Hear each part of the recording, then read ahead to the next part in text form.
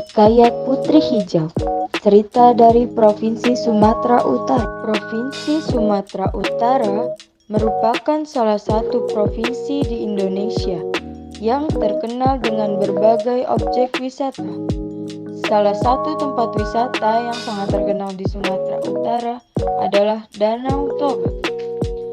Danau vulkanik ini mendatangkan jutaan pengunjung setiap tahunnya. Bukan hanya objek wisata, Sumatera Utara juga kaya akan cerita rakyat. Salah satu cerita rakyat yang masih diceritakan secara turun-temurun adalah Hikayat Putri Hijau. Ketika itu, Kesultanan Aceh memiliki armada angkatan laut yang sangat tangguh. Kekuatan militer Kesultanan Aceh merupakan salah satu yang terkuat di Nusantara. Sore itu, seperti biasanya, Sultan Aceh duduk beristirahat di taman istana. Meskipun disegani negara tetangganya, Sultan Aceh masih merasa belum lengkap menjadi pemimpin. Sultan Aceh masih belum menemukan sosok yang layak menjadi permaisurinya. Tiba-tiba saja, Sultan Aceh melihat sebuah cahaya hijau di langit. Cahaya hijau itu berasal dari sebelah selatan. Kalian berdua, selidiki asal muasal cahaya hijau tersebut. Siap, Yang Mulia.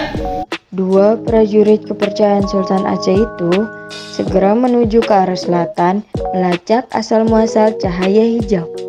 Hingga sampailah dua prajurit Aceh itu ke wilayah Kesultanan Delhi. Sesampainya di wilayah Kesultanan Delhi, dua prajurit Aceh itu segera bertanya kepada seorang warga yang ditemuinya. Isi Tuan, kami hendak bertanya, kalau boleh tahu, dari mana asal cahaya hijau kemarin sore? Oh, cahaya hijau itu dari Putri Hijau. Siapa Putri Hijau itu? Putri Hijau adalah anak ketiga dari Sultan Delhi. Setelah mengetahui asal muasal cahaya hijau itu, segera kembali ke istana dan melapor kepada Sultan. Jadi, dari mana asal muasal cahaya hijau? Yang Mulia, cahaya hijau itu berasal dari Putri Hijau. Putri hijau. Benar Yang Mulia, Putri Hijau adalah putri dari Raja Delhi. Sepertinya aku sudah menemukan permaisuri. Rombongan besar kapal-kapal Kesultanan Aceh pun berangkat menuju Kesultanan Delhi. Tujuan rombongan itu adalah untuk melamar Putri Hijau. Sultan Delhi sendiri memiliki 3 orang anak, yaitu Mambang Yasid, Mambang Hayali, dan Putri Hijau. Sultan Aceh, kami ucapkan selamat datang di istana kami yang sederhana ini. Sungguh kehormatan besar untuk seorang sultan besar yang singgah di istana kami. Saya perkenalkan 3 anak saya, yaitu Mambang Yazid, anak pertama saya, Mambang Hayati, anak kedua saya, dan anak bungsu saya, Sakir. Saya sungguh benar-benar berterima kasih atas pernikahan ini. Saya merasa benar-benar terhormat karena telah menjadi tamu di istana Kerajaan Delhi.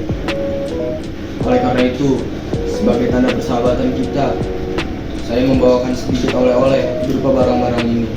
Saya harap Sultan Delhi berkenan untuk menerimanya. Sultan Aceh, sungguh barang-barang sebanyak ini merupakan hal yang sangat mewah bagi kami. Saya belum pernah lihat barang-barang yang sangat indah dari dalam jumlah yang sangat banyak. Maaf Sultan Aceh, karena boleh tahu apa tujuan dari Sultan Aceh berkunjung ke istana kami? Begini Yang Mulia, maksud serta tujuan saya datang kemari tidak lain dan tidak bukan adalah untuk mempererat hubungan antara Kesultanan Aceh dengan Kesultanan Delhi. Apa maksud Sultan? Begini Yang Mulia, di dunia ini sungguh tidak ada hubungan yang lebih berat dari hubungan persaudaraan. Oleh karena itu, tujuan saya datang kemari adalah untuk meminang Putri Hijau, karena saya merasa Putri Hijau pantas menjadi permaisuriku. Sultan Aceh, sungguh kehormatan yang luar biasa Anda meminang putri saya. Tapi sebagai seorang ayah, saya menyerahkan keputusan ini kepada putri saya. Putriku, kamu telah mendengarnya sendiri maksud kedatangan Sultan Aceh ini. Nah, sekarang keputusannya ada di tanganmu. Ayah dengan Sultan Aceh tidak akan mendengar secara langsung apa jawabanmu perihal pinangan dari kamu kita ini. Ayahanda, maafkan Ananda. Untuk saat ini, Ananda belum siap untuk menikah. Mendengar lamarannya ditolak, Sultan Aceh pun marah luar biasa karena merasa terhina. Dengan segera, Sultan Aceh memanggil panglima perangnya. Siapkan armada perang sekarang. Kita serang Kerajaan Delhi. Perang pun pecah seketika. Tembakan meriam dari prajurit Aceh seolah tanpa henti menghujani benteng pertahanan Kesultanan Delhi. Benteng pertahanan Delhi tidak mampu bertahan lama. Pelan tapi pasti, para prajurit Aceh semakin mendekati benteng dan berhasil masuk. Sementara itu, di dalam istana Kesultanan Delhi, Anak-anakku, sepertinya kita tidak bisa bertahan lebih lama lagi. Putriku, jika nanti kamu tertawan, mintalah agar dimasukkan ke dalam kotak kaca. Setelah itu mintalah 9 telur ayam dan genggam beras. Nanti kamu dalam perjalanan dari atas kapal, panggilan nama kakakmu, Mambang Yazid, dan lemparkan telur serta beras itu ke dalam laut. setelah berpesan kepada putrinya, Sultan Delhi pun menghilang entah kemana. Sedangkan Mambang Hayali, memimpin prajurit Kesultanan Delhi, bertahan menghadapi serbuan prajurit Aceh. Sedangkan Mambang Yazid pergi menuju ke arah laut. Akhirnya, Putri Hijau pun tertawan. Kakaknya, Mambang Hayali, tewas dalam pertempuran. Seperti pesan ayahnya, Putri Hijau meminta kotak kaca, 9 butir telur ayam, dan segenggam emas. Di Selat Malaka, dalam perjalanan menuju Aceh, tiba-tiba Putri Hijau keluar dari kotak kaca. Dilemparkannya telur-telur ayam dan segenggam beras ke dalam lautan.